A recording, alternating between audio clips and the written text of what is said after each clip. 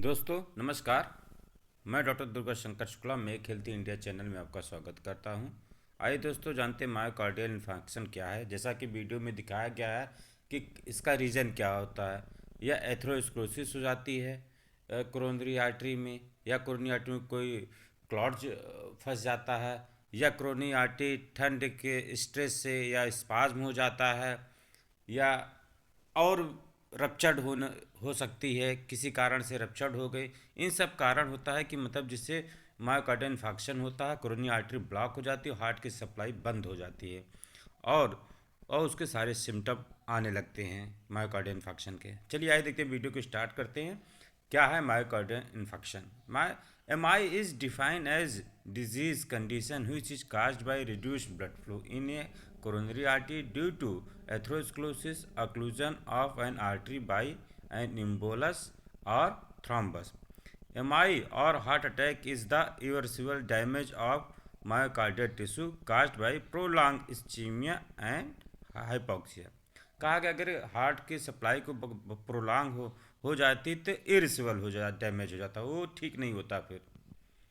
आइए देखते हैं कि हार्ट की सप्लाई के कौन कौन सी आर्टरीज होती है। दो तरह की आर्टरी से वीडियो में दिखा है, राइट कोरोनरी आर्टरी होती है, लेफ्ट कोरोनरी आर्टरी होती है। लेफ्ट कोरोनरी आर्टरी के दो पार्ट होते हैं, लेफ्ट सर्कमफ्लेक्स आर्टरी होती है और लेफ्ट एंटेरियर डिसेंडिंग आर्टरी होती है। आइए आगे देखते हैं कि मतलब ये राइट कोरोनरी आर्टरी का इन्फार्क्ट किस में सही से दिखाई देता है। ईसीजी वाली लीड में किस में दिखाई देगा? लेफ्ट एंटीरियर डिसेंडिंग आर्टरी किस किस ईसीजी लीड में दिखाई देगी, और सर्कमफ्लेक्स इन्फार्क्ट अगर होगा तो वो किस लीड में देखा जा सकता है, ये इसमें दिखाया गया है। अब देखिए मायोकार्डियल इन्फेक्शन का जो क्लाट होता है, जो एथेरोस्क्लेरोसिस प्लाक होता है, कैसे इसमें दिखाया गया कि कहाँ कैसे कैसे जमता और कैसे ब्लड सप्लाई आर्टरी की रुकती है, हार्ट की ब्लड सप्लाई कैसे रुकती है और हार्ट को और डैमेज कैसे होता है। इसमें भी आप देख सकते हैं पूरा डैमेज दिखाया गया, हार्ट अटैक के क्यों आता है। आइए अब देखते हैं ईसीजी चेंजेज क्या आते हैं। जब एमआई होता है तो ईसीजी चेंजेज क्या आते हैं? एसटी सेगमेंट एलिवेशन होगा, या पैथोलॉजिकल क्यूब वेव है, या रेसिप्रोकल एसटी सेगमेंट डिप्रेशन होता है। ये आप देखिए एवियल लीड में देखिए दिखाया गया है, इसको कहा गया acute ST elevation ECS step example है। देखिए एग्जाम्पल में क्या दिखाया गया, एवियल लीड में देखिए ये रेड से दिखाया गया, रेड से पैथोलॉजिकल क्यूब वेव दिखाई गई है, और ब्लू से एसटी सेगमेंट एलिवेशन दिखाया गया है जो ब्लू एरो है,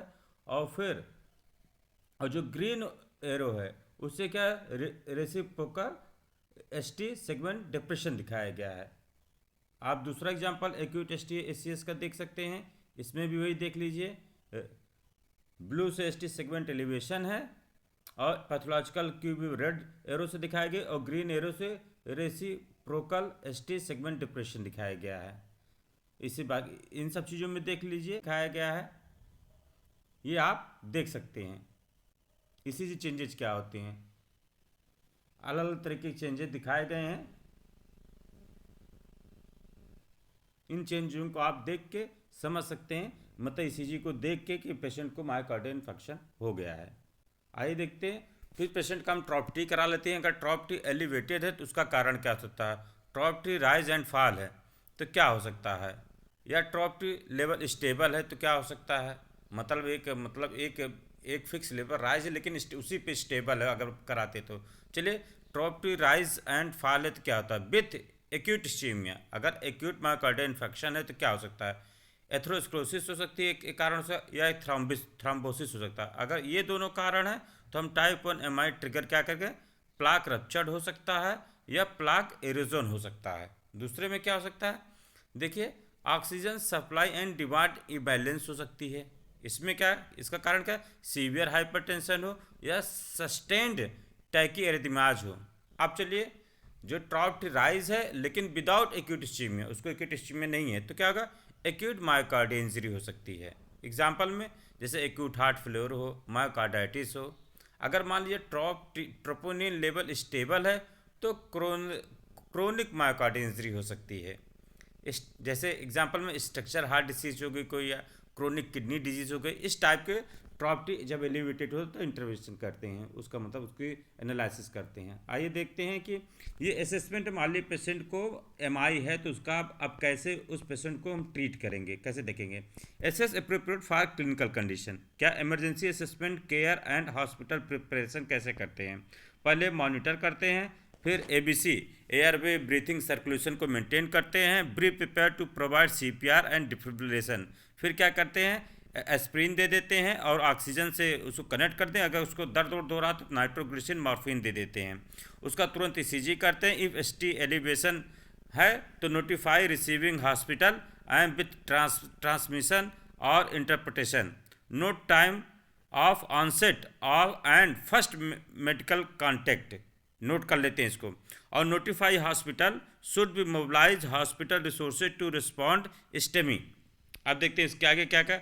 अगर concurrent emergency department assessment 10 minutes में अगर एमआई हुआ तो 10 मिनट्स के अंदर हमें क्या क्या करना है। Check all vitals, evaluate oxygen saturation, establish IV access, perform brief targeted history और physical examination. Brief targeted history लेते हैं, फिजिकल एग्जामिनेशन करते हैं। Review complete fibrinolytic checklist review कर लेते हैं। चेक कंट्राइंडिकेशन चेक कर लेते हैं। Obtain initial cardiac marker level, initial electrolyte और कोगुलेशन स्टडी, ये सब कर लेते हैं। Obtain portable x-ray chest less than 30 minute में, ये भी कर लेते हैं। एक्सरे चेस्ट भी करवा लेना जरूरी होता है।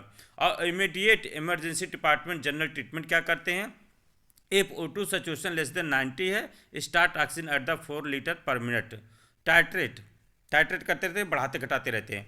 एस्प्रिन दे देते हैं 160 से 325 मिलीग्राम दे देते हैं। नाइट्रोग्लिसरीन सबलिंगुअल देते हैं या और स्प्रे कर देते हैं या फिर मॉर्फिन आई भी देते हैं। If discomfort not relieve by nitroglycerin, मतलब अगर पेन ऑन हो रहा तो नाइट्रोग्लिसरीन पहले, नहीं तो पेन उसको मॉर्फिन देते हैं। अब देखते हैं ईसीजी अगर हो जाती है तो ईसीजी का इंटरप्रिटेशन करते हैं। एसटी एलिवेशन और न्यू और प्रिज्यूमली न्यू एलबीबी है तो क्या करें, strongly suspicious for injury ST elevation MI. अगर एसटी एलिवेशन एमआई है तो आप ऐसे वैसे चलते हैं, देखते हैं इसमें क्या क्या करते हैं। Start adjective therapy as indicated, do not delay reperfusion, तुरंत स्टार्ट करते हैं। Time from onset of symptom, अगर लेस देन 12 आवर है, मान लीजिए जो सिम्टम आया है लेस देन 12 आवर है तो क्या करते हैं, उसमें रिपरफ्यूजन गोल करते हैं। रिपरफ्यूजन गोल में क्या, therapy defined by patient and centre criteria. Door to balloon inflation goal करते हैं ऑफ 90 मिनट्स में, ये करते हैं। पीसीआई कर सकते हैं। Door to needle fibrinolysis goal 30 minutes में ये कर सकते हैं। अगर मान लीजिए यस है, यस में क्या करते हैं, यस में करते हैं ट्रोपोनिन फिर ट्रोपोनिन ऊपर आ जाते हैं, ये सब करके फिर आते हैं ईसीजी इंटरप्रिटेशन में एसटी डिप्रेशन आता है और डायनेमिक टी वेव आती है, टी वेव इन्वर्जन आता है। स्ट्रांगली सस्पिशियस ऑफ इक्सीमिया, high risk non ST elevation ACS हो सकता है। इसमें क्या करते हैं, फिर ट्रॉप्टी करा लेते हैं। ट्रोपोनिन एलिवेटेड या हाई रिस्क पेशेंट है, consider early invasive strategy if. फिर ये सब देखते हैं। रिफ्रैक्टिव इस्चेमी चेस्ट डिस्कम्फर्ट देख लेते हैं। रिकरेंट परसिस्टेंट एसटी एलिवेशन देख लेते हैं। वेंट्रिकुलर टैकीकार्डिया देखते हैं। हीमोडायनेमिक इनस्टेबिलिटी देखते हैं।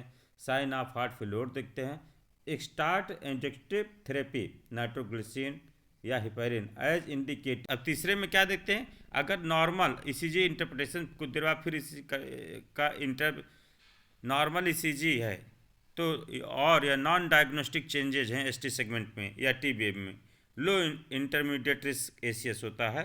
Consider admission to emergency department, chest pain unit और to appropriate bed for further monitoring and possible intervention. अगर नॉर्मल आ रहा तो उसको मॉनिटर करते हैं आईसीयू में रख के, फिर आगे का प्रोसीजर देखते हैं क्या करना है। आइए फिर आगे देखते हैं कि फिब्रिनोलिटिक चेकलिस्ट में क्या क्या करते हैं। अगर patient has complain consist with acute coronary syndrome for greater than 15 minute और एंड लेस देन 12 आवर, 15 में से 12 आवर के बीच में, तो क्या करते हैं। तो अगर नो है, अगर ये चीज़ क्राइटेरिया नहीं फॉलो कर तो कुछ नहीं करते, स्टॉप कर देते हैं जो फिब्रिनोलिटिक थेरेपी चल रही थी। अगर है तो यस में क्या, अगर यस है तो फिर 12 लीड ईसीजी करते हैं, रिफ्लेक्ट स्टेमी और प्रिज्यूमली new LBB.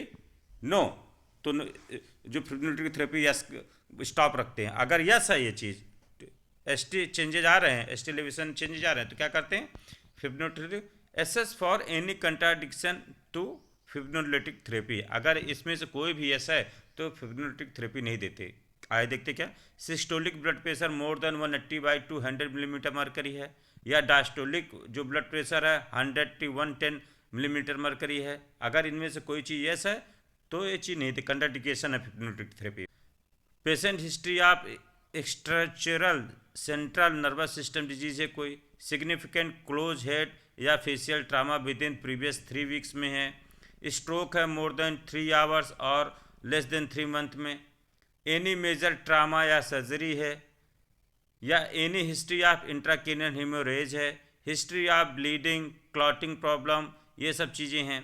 Patient is currently pregnant है, एडवांस कैंसर है, इन सब चीज़ों में फिब्रिलोटिक थेरेपी नहीं देते हैं। Is patient at high risk, मान लीजिए अगर पेशेंट बहुत हाई रिस्क में, consider transfer to PCI facilities if any of the following are check यस्ट, जैसे heart rate more than 100 per minute है and systolic blood pressure less than 100 millimetre mercury है, yes. Sign symptom of pulmonary oedema दिख रहा है, patient show sign of shock patient में shock है, patient shock में है, कंट्रा इंडिकेशन टू फिब्रिलोटिक थेरेपी मान लो नहीं दे सकते तो उसको क्या करते हैं, पीसीआई परक्यूटेनियस इंटरवेंशन करते हैं। If contraindication to fibrinolytic therapy consider transporting patient to cardiac cath lab for percutaneous intervention. आइए देखते हैं परक्यूटेनियस इंटरवेंशन क्या होता है। परक्यूटेनियस इंटरवेंशन 2 तरीके का होता है, एक प्राइमरी होता है, प्राइमरी परक्यूटेनियस इंटरवेंशन होता है, और एक इलेक्टिव परक्यूटेनियस इंटरवेंशन होता है। 2 तरीके के होते हैं, ये आप इसमें देख लीजिए, ये 2 तरीके से लोग करते हैं। इन सब चीज़ों को करके तुरंत मरीज की जान को हम बचा सकते हैं।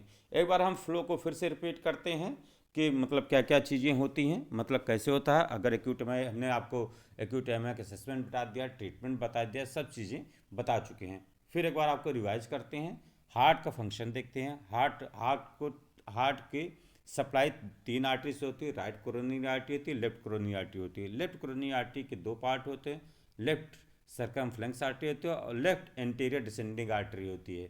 ये 3 आर्टरी होती हैं जो हार्ट को ब्लड सप्लाई करती है। अब मान लो किन्हीं कारणों से एथेरोस्क्लेरोसिस हो गया, मतलब आर्टरी के कारण ब्लड सप्लाई हार्ट की बंद हो सकती है, क्लॉट के कारण बंद हो सकती है, या स्पाज हो गया तब बंद हो सकती है, या कोरोनरी आर्टरी रप्चर्ड होगी। इन सब कारणों से हार्ट की सप्लाई बंद हो जाती है तो मनुष्य को चेस्ट डिस्कम्फर्ट होता है।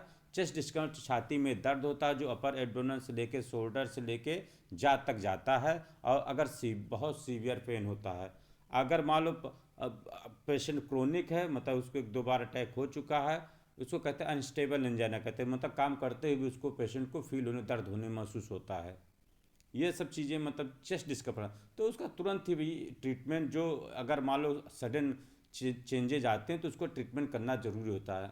अब सिम्टम में क्या क्या होते हैं, पेशेंट की सांस फूलेगी, पेशेंट को नौजिया होगा, पेशेंट बेहोश हो जाएगा, चक्कर आएगा, पसीना होगा और चेस्ट में पेन होगा। ये पेशेंट के सिम्टम होते हैं।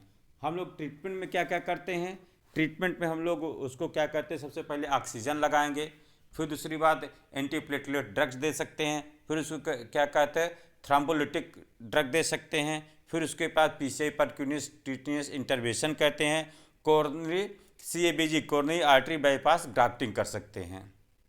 अब जैसे एग्जांपल में मान लो कोई एथेरोस्क्लेरोसिस प्लाक है, मतलब कोई क्लॉट जमा हो गया, तो सबसे पहले क्या करेंगे, आदमी को पेन होगा पहले तो उसके, फिर दिक्कत होगी, मनुष्य को दिक्कत होना स्टार्ट हो जाएगा, क्योंकि हार्ट की ब्लड सप्लाई रुकेगी तो मनुष्य को सिम्टम आएंगे, मतलब जो हम अभी आपको बता चुके सिम्टम आएंगे, तो हम उसको क्लॉट को कैसे रिमूव करें, फिर उसको ऑक्सीजन लगाएंगे जिससे उसकी सांस फूलना बंद हो जाए। दूसरा चीज़ एक मतलब एंटीप्लेटलेट ड्रग दे देंगे जिससे खून पतला हो जाए, आराम से मतलब क्लॉट बनना बंद हो। और जो क्लॉट है तो थ्रोम्बोलिटिक ट्रीटमेंट करते हैं, उसमें उसको क्लॉट को तोड़ने की कोशिश करते हैं, थ्रोम्बोलिटिक ड्रग देते हैं जिससे वो टूट जाए। फिर क्या करते हैं, फिब्रिलोटिक थेरेपी करते हैं। अगर इन सब चीज़ों से नहीं होता तो इंटरवेंशन करते, जैसे परक्यूटेनियस इंटरवेंशन में क्या करते हैं, एक ट्यूब के माध्यम से एक बैलून आर्टरी में डाल के उसको फुला देते हैं और स्टंट वहाँ छोड़ देते हैं, इससे वो ऑटोमेटिक वो चीज़ फूल जाती है। या सीएबीजी करते हैं, कोई दूसरी जगह की आर्टरी को लेके वो वहाँ ब्लड सप्लाई बना देते हैं, क्योंकि वो कोरोनरी आर्टरी डैमेज हो चुकी है तो सप्लाई बना के हार्ट को सप्लाई देते हैं। ये सब चीज़ करके हम पेशेंट को बचाने की कोशिश करते हैं मित्रों। अगर मित्रों मेरा वीडियो पसंद आया हो तो कृपया करके चैनल को लाइक और सब्सक्राइब जरूर करें। मैंने कोशिश की है आपको जितना मुझे आता था बताने की। धन्यवाद मित्रों।